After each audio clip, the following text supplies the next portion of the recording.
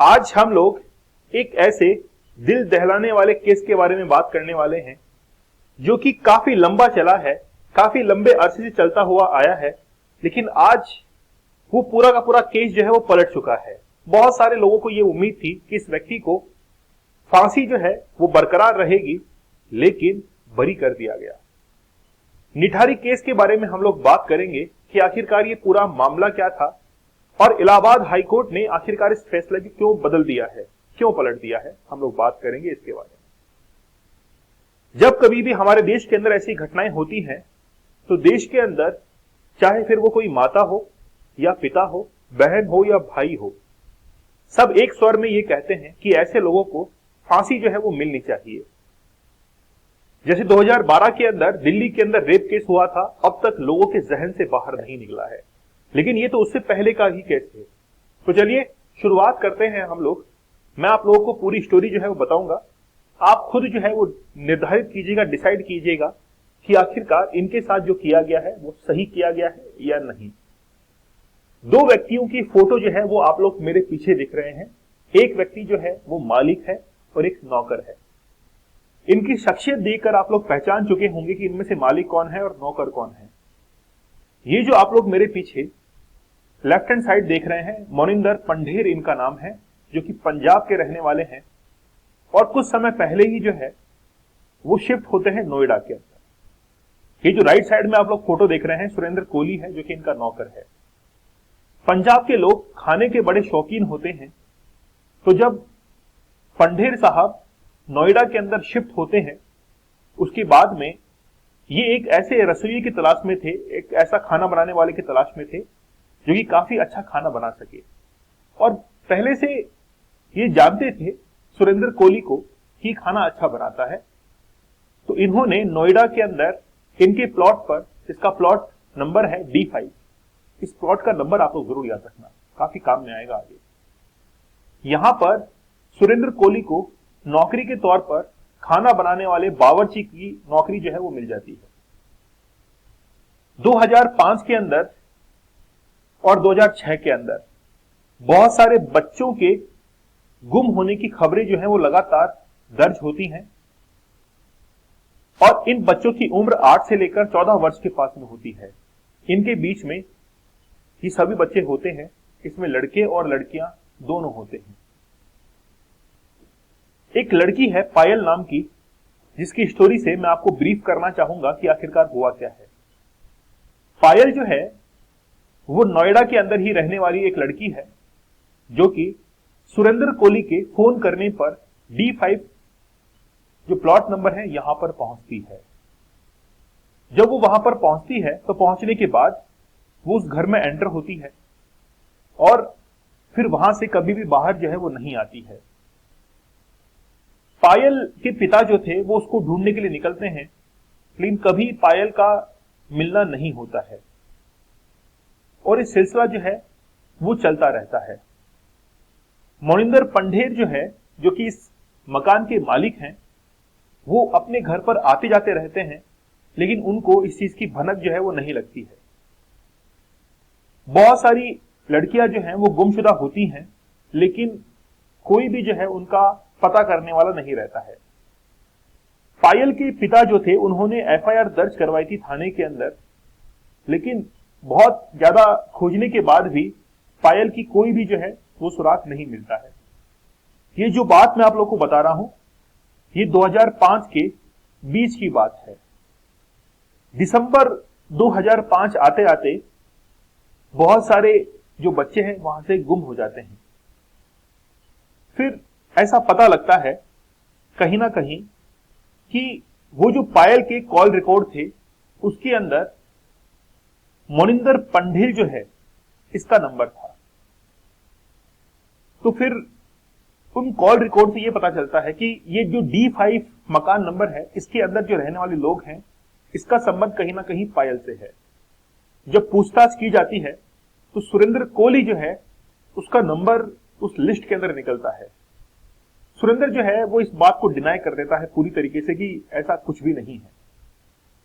खोजबीन जो है वो पुलिस करती रहती है और फिर 2006 का वर्ष आ जाता है पुलिस के ऊपर भी दबाव पड़ता है कि आखिरकार इतने सारे बच्चे जो है वो कहां पर गुम हुए हैं। जुलाई 2006 के अंदर जब पुलिस पर ज्यादा दबाव होता है तो पूछताछ इनसे की जाती है और एक लिस्ट के अंदर जो है नंबर सामने आता है मोनिंदर पंढेल का और सख्ती से पूछताछ की जाती है। मोनिंदर पंढेल का ये कहना है कि मैं जिस समय ये कॉल रिकॉर्ड आपको दिख रहा है उस समय अपने नोएडा वाले घर में नहीं था, मैं पंजाब गया हुआ था। मेरे जो पिता है उनका देहांत हुआ था, 7 मई की वो घटना थी। तो उस समय मैं अपने घर पे गया हुआ था। पुलिस ने इसको क्रॉस वेरीफाई किया और ये बात बिल्कुल सही निकली। उसके बाद में फिर सुरेंद्र कोहली जो है इससे भी पूछताछ की जाती है, लेकिन कुछ ज्यादा चीजें जो है वो हाथ नहीं लगती हैं। पायल के साथ ही और भी कई बच्चे जो है वहां से गुम हो जाते हैं और उसके अंदर से रजत और एक छोटी बच्ची जो है उसकी गुमशुदगी जो है उसकी भी दर्ज की जाती है, लेकिन पुलिस को कोई भी सुराग नहीं लगता है। नोएडा की एक वेलफेयर सोसाइटी रहती है जहां पर उन दोनों बच्चों के पेरेंट्स, उनके पिता जो है वहां पर जाते हैं और कहते हैं कि हमारी इसमें मदद कीजिए, हमारे बच्चे जो है वो मिल नहीं रहे हैं, बहुत लंबा अरसा हो चुका है। तो फिर वो जो वेलफेयर सोसाइटी है उसने जब पता किया तो ये पता किया कि बहुत सी लड़कियां जो गुम हुई हैं, बच्चे जो गुम हुए हैं, वो उसी लोकेशन से गुम हुए हैं, D5 वाली लोकेशन से।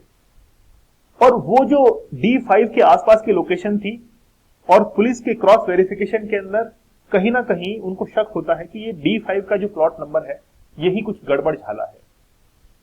इसके बारे में फिर पूछताछ की जाती है और पूछताछ के अंदर सुरेंद्र कोहली जो है इससे बहुत सख्ती से पूछताछ की जाती है, लेकिन फिर भी कुछ सामने निकल कर नहीं आता है। मोनिंदर पंढेल जो कि बाहर गया हुआ था, इसको पुलिस फोन करती है कि आपसे कुछ पूछताछ करनी है, आप जो है वो जल्दी से आइए, क्योंकि एक रिक्शा वाले ने एक मोबाइल फोन बरामद किया था दिसंबर 2006 के अंदर और फिर उसके अंदर मोनिंदर जो पंढेल है जो कि मालिक था उसका नंबर पाया जाता है। मोनिंदर कहता है कि मैं तो उस समय नहीं था, आप कोहली से जो है पूछताछ कर लीजिए। बोले कहां गया है वो? बोले सुरेंद्र कोहली जो है वो तो अपने गांव गया है, कोई फंक्शन है उसके घर पे तो वहां पर गया हुआ है। पुलिस मोनिंदर पंढेल को ये कहती है कि आप अपने किसी साथी को वहां पर भेजिए, क्योंकि हम लोग जाएंगे तो हो सकता है कि उसको शक हो जाए, वो कहीं और दूसरी जगह फरार हो जाए, इसलिए आप जो है अपने बंदे को वहां पर भेजिए। फिर सुरेंद्र कोहली जो है उसको 2-3 दिन बाद पुलिस स्टेशन लाया जाता है और उससे पूछताछ की जाती है। पूछताछ के अंदर वो ये कहता है कि मैंने पायल जो है इसको अरेस्ट यानी कि किडनैप किया था, अरेस्ट नहीं किडनैप किया था, इस चीज का कबूल करता है। लेकिन उसने ये भी कहा कि पायल खुद की मर्जी से यहां पर आती थी और उसने ये भी कहा कि पायल खुद की मर्जी से यहां आया करती थी और वो कई बार यहां पर आ चुकी थी। तो और वो एक कॉल गर्ल थी। जब पायल के पिता से पूछा गया कि क्या आपको पता है आपकी बेटी ऐसा किया करती थी, तो फिर पिता के चुप रहने पर सुरेंद्र कोहली ने यह कहा कि पिता ही जो है इससे ये काम करवाया करता था। इस बात को पिता कबूल किया करता था, कबूल किया उसने और ये कहा कि ये हमारा निजी मामला है, आप जो है मेरी बेटी का पता लगाइए। जब पूछताछ की जाती है कोहली से तो वो कोहली ये चीज को कबूल करता है कि हाँ मैंने ही जो है उसका कत्ल किया है।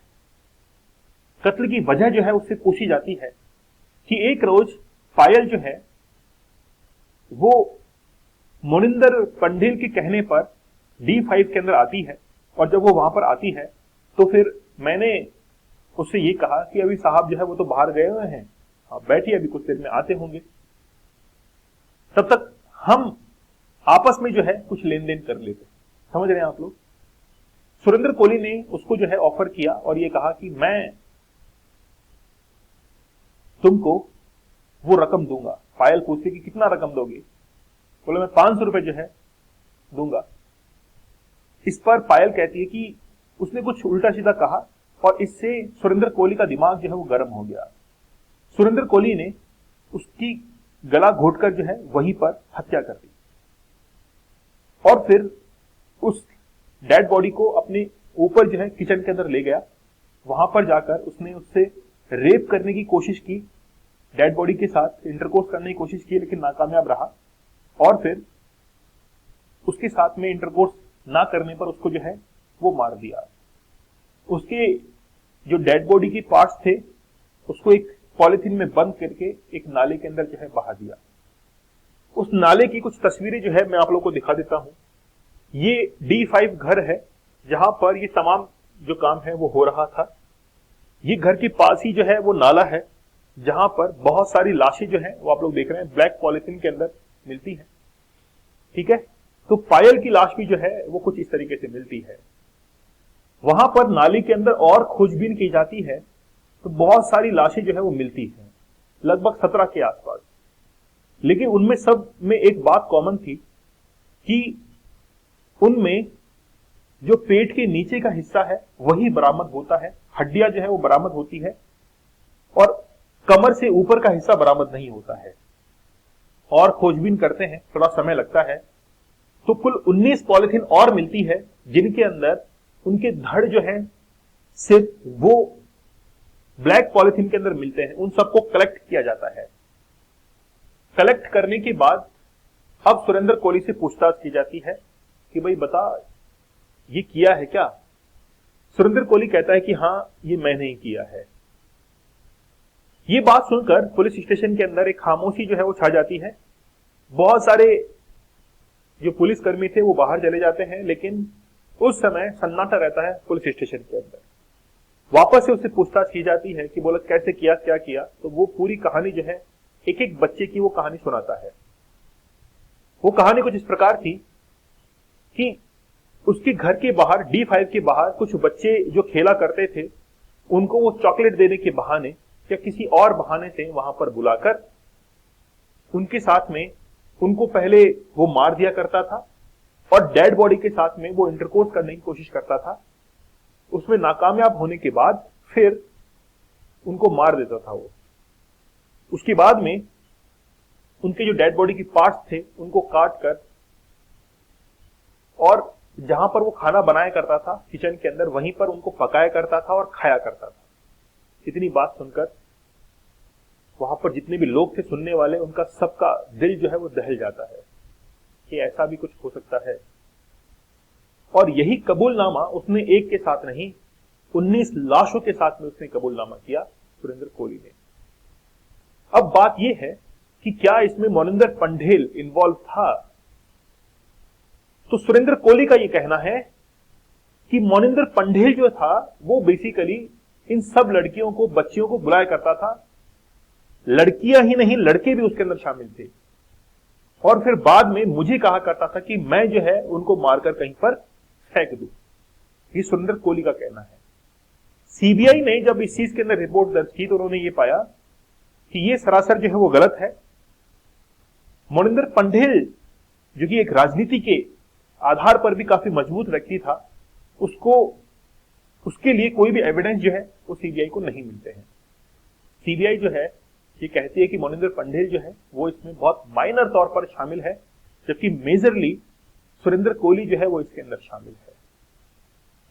तो ये पूरा घटनाक्रम था जो कि मैंने आप लोगों को बताया 2005-6 से लेकर और आज 2023 हो चुकी है जिस दिन हम लोग इस घटना के बारे में आप लोगों से बातचीत कर रहे हैं। लेकिन ये घटना इतनी आसान नहीं थी और भी इसके अंदर कई फेजेस थे।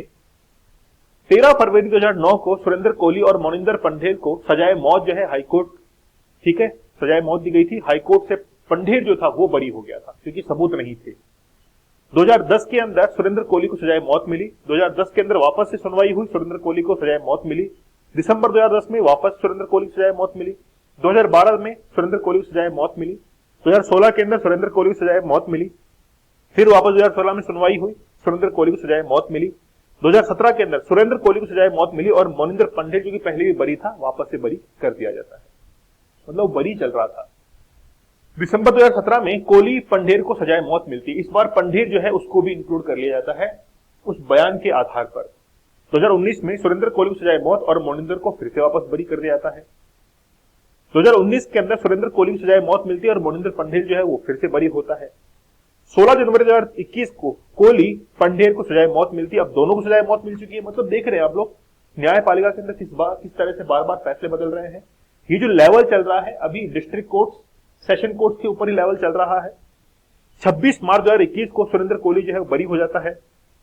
7 जनवरी 2022 को सुरेंद्र कोहली वापस से बरी घोषित कर दिया जाता है। 22 जनवरी 2022 को सुरेंद्र कोहली बरी कर दिया जाता है और 19 मई 2022 को सुरेंद्र कोहली को सजाए मौत जो है वो मिलती है।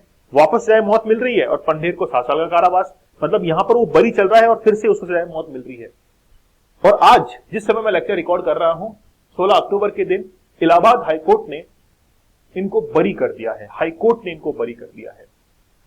अब जो इनके अगेंस्ट के अंदर जो वकील है उनका ये कहना है कि हाईकोर्ट ने भले ही इनको बरी कर दिया हो लेकिन हम जो है इसको सुप्रीम कोर्ट में अब चैलेंज करने वाले।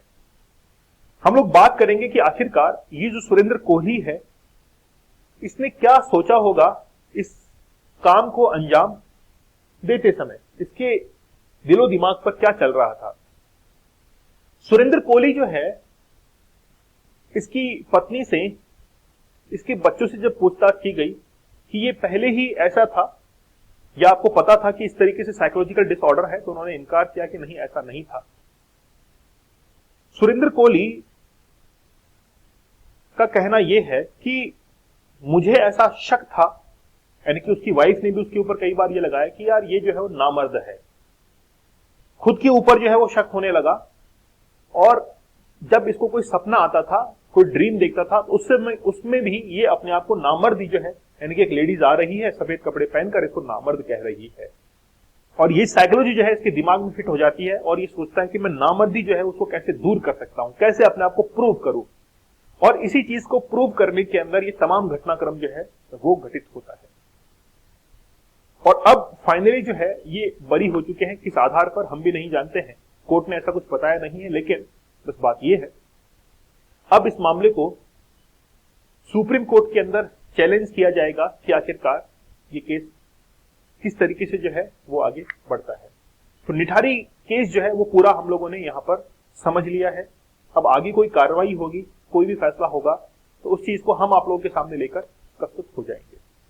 अगर वाकई में आप लोगों को स्टोरी समझ आई है, सुनने में अच्छा लगा है, आप लोगों को लगा है कि हाँ वाकई में कोई सोशल अवेयरनेस की बात की गई है, जैसे बच्चों को घर के बाहर जो है अकेला ना छोड़े, किसी अजनबी व्यक्ति के साथ में अगर बच्चे को देखते हैं तो उसे दूर करें, ऐसे तमाम जो आपने बातें सीखी हैं, आप लोग हमारे चैनल को सब्सक्राइब कर सकते हैं और आप लोगों के लिए बेहतरीन कंटेंट जो है हम लोग लाते रहेंगे। मिलते हैं आप लोगों से अगले कंटेंट में, तब तक धन्यवाद, थैंक यू, जय हिंद।